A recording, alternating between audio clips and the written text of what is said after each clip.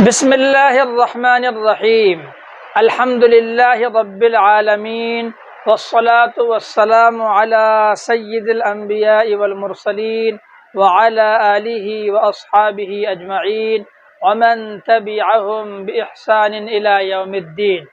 হানাফি বার্তা ইউটিউব চ্যানেলে প্রশ্ন উত্তর পর্বের অধ্যকার সুধী দর্শক শ্রোতা বৃন্দকে আন্তরিক সালাম, শুভেচ্ছা ও অভিনন্দন জ্ঞাপন করি।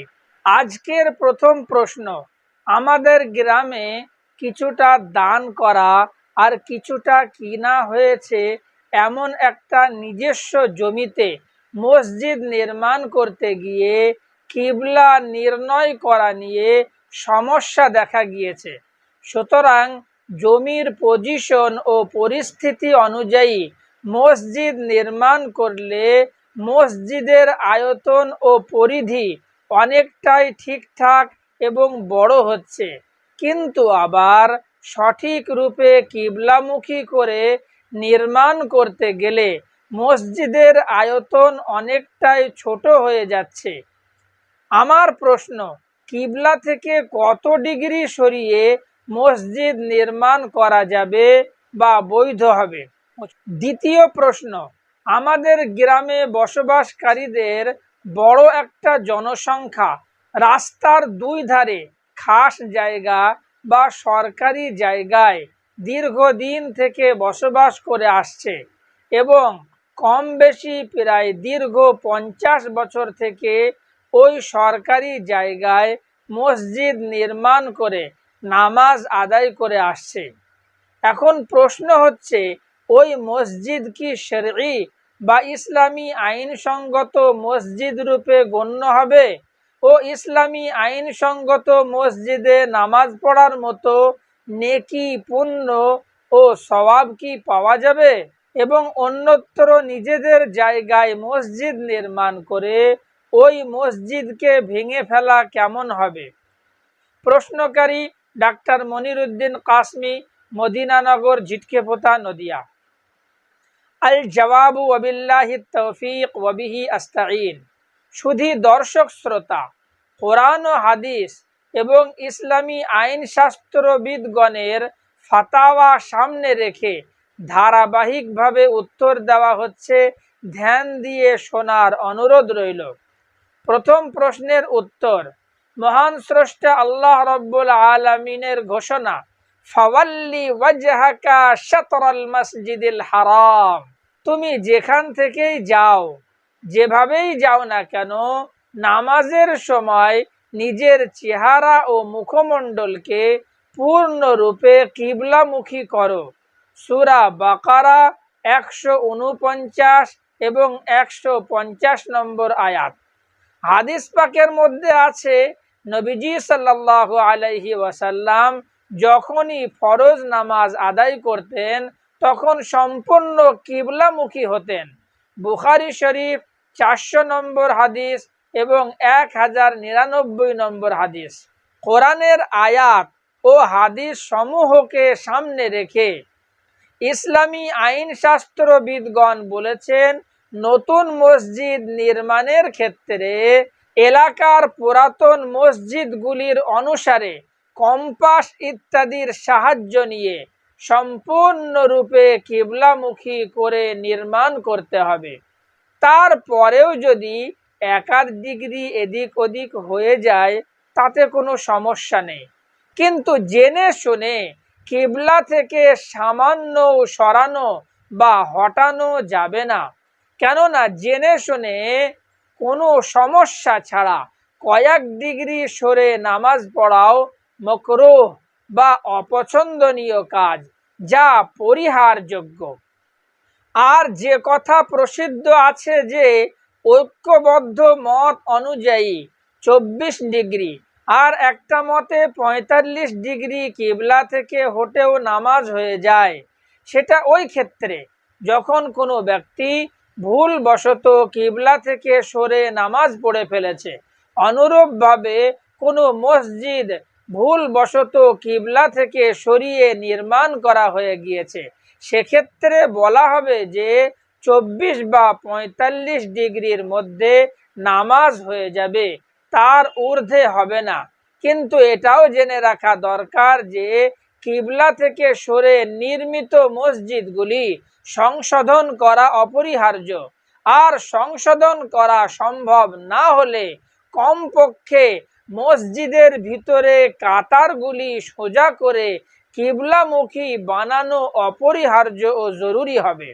দ্রষ্টব্য ফাতাওয়া শামী দ্বিতীয় খণ্ড 109 পৃষ্ঠা, ইনায়া শরহে হিদায়া প্রথম খণ্ড 269 পৃষ্ঠা, ইমদাদুল ফাতাওয়া প্রথম খণ্ড 144 পৃষ্ঠা, কিফায়াতুল মুফতি তৃতীয় খণ্ড 176 পৃষ্ঠা এবং অনলাইন ফাতাওয়া দারুল উলুম দেওবন্দ ও অনলাইন ফাতাওয়া জামিয়া বিন্নুরি টাউন। এবার দ্বিতীয় প্রশ্নের উত্তর দেওয়া হচ্ছে। আল জবাবু ওয়াবিল্লাহিত তৌফিক ওয়া বিহি আস্তাঈন। সুধী দর্শক শ্রোতা, ইসলামী আইন ও শরীয়তের বিধান অনুযায়ী মুসলমানদের দান করা জায়গা অথবা কোনো জমি ক্রয় করে তাহা আল্লাহর নামে ওয়াকফ করে, অর্থাৎ সম্পূর্ণ আল্লাহর মালিকানাধীন বানিয়ে সেই স্থানে মসজিদ নির্মাণ করতে হবে, যা কিয়ামত পর্যন্ত মসজিদ রূপেই থাকবে। কাহারও কোনো সময় কোনো প্রকার তার উপর হস্তক্ষেপের অধিকার থাকবে না, তবেই সেটি হবে শরঈ বা ইসলামী আইন সঙ্গত মসজিদ। সুতরাং সেখানে নামাজ পড়লে শরঈ মসজিদে নামাজ আদায় করার পূর্ণ ফজিলত, সওয়াব ও নেকি পাওয়া যাবে। পক্ষান্তরে কাহারও ব্যক্তিগত জায়গায় তার অনুমতি ছাড়া অনুরূপভাবে কোনো সরকারি জায়গায় সরকারের অনুমতি ছাড়া মসজিদ নির্মাণ করা জায়েজ নেই বা মোটেই বৈধ নয়।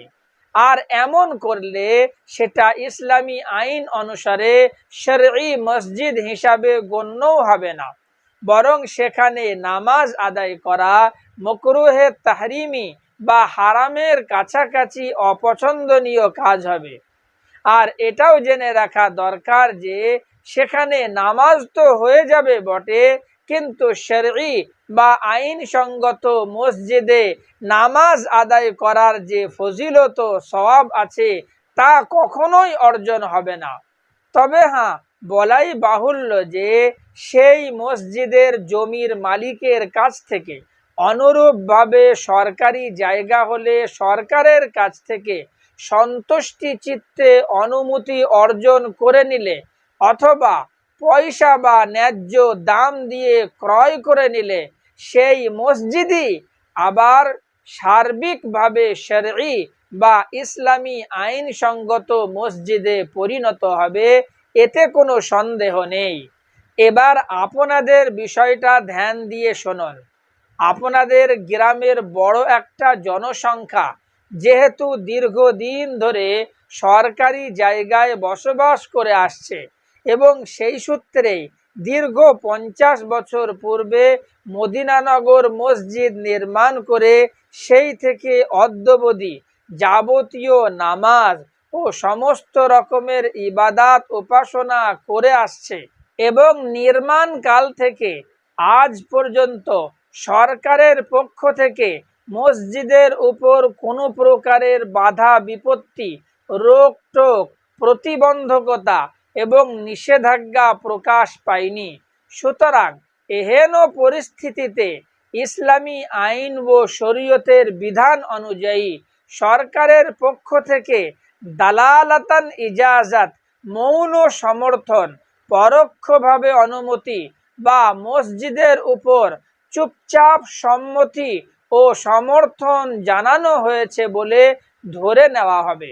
অতএব এর ফলস্বরূপ ওই মসজিদটি শরঈ বা ইসলামী আইনসঙ্গত মসজিদের আওতায় এসে যাবে এবং কিয়ামত পর্যন্ত ওই স্থানটি আল্লাহর দরবারে মসজিদ রূপেই গণ্য হবে এবং সেখানে নামাজ আদায় করলে শরঈ বা ইসলামী আইনসঙ্গত মসজিদে নামাজ আদায় করার পরিপূর্ণ সওয়াব এবং নেকি পাওয়া যাবে। সুতরাং সেই মসজিদকে ভাঙা অথবা সেখানে অন্য কোনো কিছু কাজ করা অথবা সেখানে সমাজের প্রয়োজনে কোনো বিল্ডিং ইত্যাদি বানানো বা অন্যান্য প্রয়োজনে সেই জায়গাকে ব্যবহার করা ইসলামী বিধান অনুযায়ী সম্পূর্ণ নাজায়েজ ও অবৈধ হবে, কোনো মতেই বৈধ হবে না। আর পাবলিক হোক বা সরকার, কাহারও জন্য ওই মসজিদে কোনো প্রকারের হস্তক্ষেপ করা অবৈধ, নাজায়েজ ও হারাম হবে। তবে হ্যাঁ, ওই মসজিদটি প্রতিষ্ঠিত রেখে সমাজের প্রয়োজনে নিজস্ব কোনো জায়গা কিনে আরও একটি মসজিদ নির্মাণ করলে শরীয়তের পক্ষ থেকে কোনো প্রকার বাধা নেই। সমাজ তার প্রয়োজনে আর একটি মসজিদ তো করতেই পারে, প্রয়োজনে আরও একটি মসজিদ করতে পারে, এতে কোনো বাধা নেই। কিন্তু ওই মসজিদ ভেঙে ফেলা, সরিয়ে দেওয়া, ওই মসজিদের উপরে হস্তক্ষেপ করা কাহারও অধিকার নেই। বিস্তারিত জানার জন্য এবং প্রমাণস্বরূপ দ্রষ্টব্য 1 নম্বর আল বাহরুর রায়েক, 5ম খণ্ড, 241 ও 250 পৃষ্ঠা। 2 নম্বর তানবীরুল আবসার মা'আদ-দুররিল মুখতার, 4র্থ খণ্ড, 358 পৃষ্ঠা। 3 নম্বর ফাতাওয়া শামী, 6ষ্ঠ খণ্ড, 593 পৃষ্ঠা। 4 নম্বর ইমদাদুল ফাতাওয়া, 2য় খণ্ড, 692 পৃষ্ঠা। 5 নম্বর কিফায়াতুল মুফতি, 7ম খণ্ড, 68 পৃষ্ঠা। পরিশেষে শুধু দর্শক শ্রোতা বৃন্দের কাছে বিনয়ী আবেদন যে হানাফি বার্তা চ্যানেলটি সাবস্ক্রাইব করবেন এবং দাওয়াত ও তবলিগের স্বার্থে সওয়াব ও পুণ্যের উদ্দেশ্যে ভিডিওটি বন্ধু ও প্রিয়জনদের কাছে শেয়ার করে দেবেন ইনশাআল্লাহ তাআলা।